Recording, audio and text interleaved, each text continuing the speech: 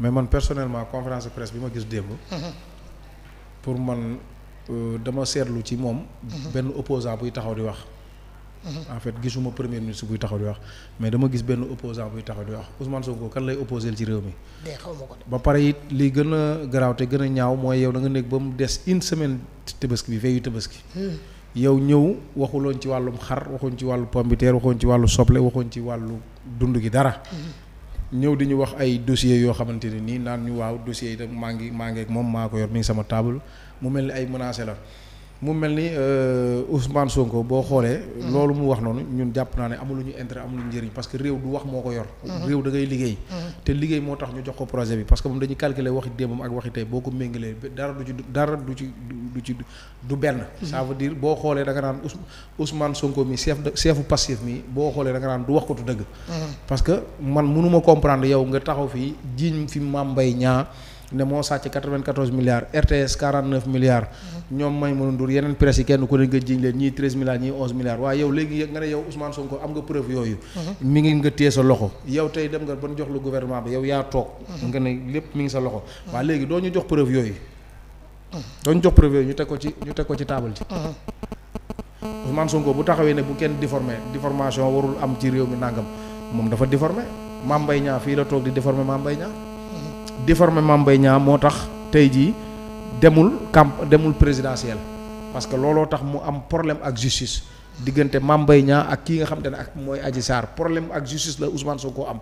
kon moom dafa diffamé kon ba agsi fii kon moom yooyu mu ñuy wax démb yaakaar naa ne foofu noonu du place am pour mu fay wax. parce que moom dafa am problème ak yoon ba pare dafa am ay preuve nee na preuve yooyu nga nan soxla woon démb mu wax ñi lan mooy preuve yi mu génne ko teg ko ci table ji. man pour man foofu laa gisee woon ne Ousmane Sonko foofu la waroon a woote askan bi.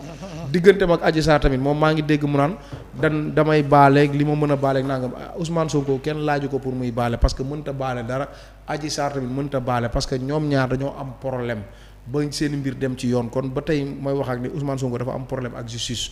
ak justice sénégalais moo diggante ak Adji Sarr dafa am ñu ci dee am ñu ci blessé ñu yàq ci ay station toj ci ay këru jàmbur yaa ngi may dégg BRT beeg TER bi lu ne ñu yàq ko ci te loolu lépp suñu yëf la Auchan yi lépp ñu yàq ko ci. kon diggante ba pour man dafa war a am enquête bu leer. ñu teg ko ci table ji bu ko defee ñu xam bu dee Ousmane Sonko moo tooñ ñu xam ne moo tooñ bu dee Adji Sarr moo tooñ ñu xam ne moo tooñ parce que man ni ma koy waxee chaque jour man du ma opposant man opposé wu ma Diomaye opposé wu ma Ousmane Sonko mais damay wax li nga xam ne dëgg gi laay wax moo nekk ci réew parce que Ousmane Sonko du nit la comme ñun rek day def ay erreur day def lu baax parce que l'erreur c'est humain. kon il faut tamit ñun tamit ñu delloo suñu xel baax te xam ne Ousmane Sonko nit njaay la am na ay audio fii yoo xam te ne fii moom moo ko wax mi ngi nii booy yóbbu nañ ko vaar démb bi mu taxawee démb di wax loolu affaire yaa ngi nii xaaral ma woon la ko nga xool xaaral ma woon la ko da nga naan non c'est pas possible da nga naan kii du Ousmane Sonko lii te lii moom moo ko wax parce que moom moo ko wax lii avant muy jot réew mi li ñu soxla nañuy xar loolu de. soxla nañu xar de. waaw dëgg-dëgg vraiment ñu wax ñu ci dund gi nu mu demee. dëgg yàlla fi réew mi toll nii tey. fi réew ko loolu de. waaw merci beaucoup. mais toog fii di dajale ay nit fii di te fanaane jaay bu bës sa tëyeer yaa ngi toog kenn jaayut kenn ñëwut. dëgg yàlla mais c'est vrai.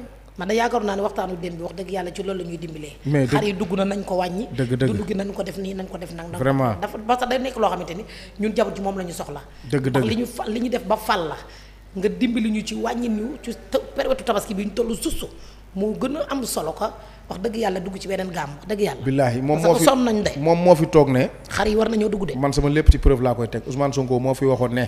mi ngi nii preuve yaa ngi nii moom moo fi wax ne 2024 mën na defar lépp ci réew mi 2024 Sénégal dina jag ndax Sénégal am na pétrole am na gaz. am na zircon am na lépp. moo ne woon dootuñu lebati xaalis. moo ne woon dootuñu génnati mukk dem di lebi ci xaalis bitim réew parce que Sénégal am na lépp. ñoom dem nañ lebi xaalis moom président Diomaye. du loolu yëg ngeen ko wax nañ ko. dem nañ bitim réew dem lebi fa xaalis ci réewu tugal yi mais loolu pour lan Ousmane Sonko dee kan la yàpp déglul. liberté de la presse mun naa xëy bind lu ma neex ku ma neex ma bindal la loolu jeex na ci réew mi jeex na tag dem leen ngeen lire code de la presse article 13 xaw ma article 14 wax na lan la ñu tere journaliste xëy dem jël ay affaire bind naan dañoo dàq général sangam Sonko ko dàq dafa doon xeex rebelle yi moo tax ay waxu ñàkk fu la ñu woo la ne la fan nga jëlee sa preuve nga naan benn site internet bu nekk Delaware xaw ma fan loolu jeex na ci réew mi.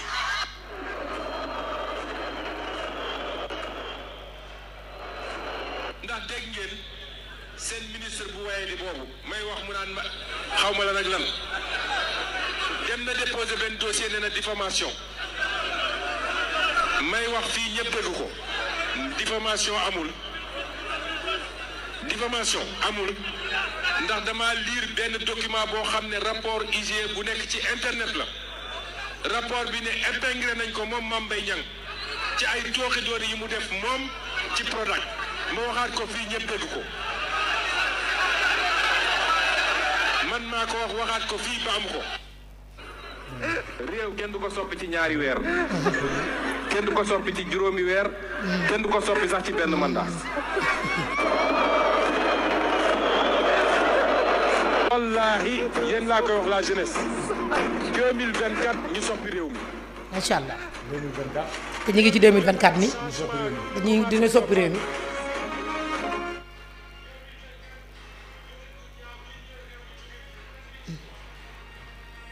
léegi Ousmane Sonko kan la yem 2024 ñu soppi réew mi. léegi mu ñëw toog démb ne moom projet bi 2050 la jëm. waaw Ousmane Sonko loolu la wax. démb nee na projet bi mu waxoon ne 2024 incha allah rabi dañuy soppi Sénégal. soppi ko bu bees tàq xar kanam bu bees tàq. duñ lebi xaalisu jàmbur. dañuy def langue français bi dañ ko fiy jëlee indi langue olof bi ci biir école yi. CFA bi ñu jël ko def ko sunu monnaie bopp Ousmane Sonko mi waxoon loolu tey moo taxawaat démb. ak i nitam def conférence de presse ne leen carrément projet bi 2050 la. 2050 Mboose. xanaa Ousmane Sonko moo mën.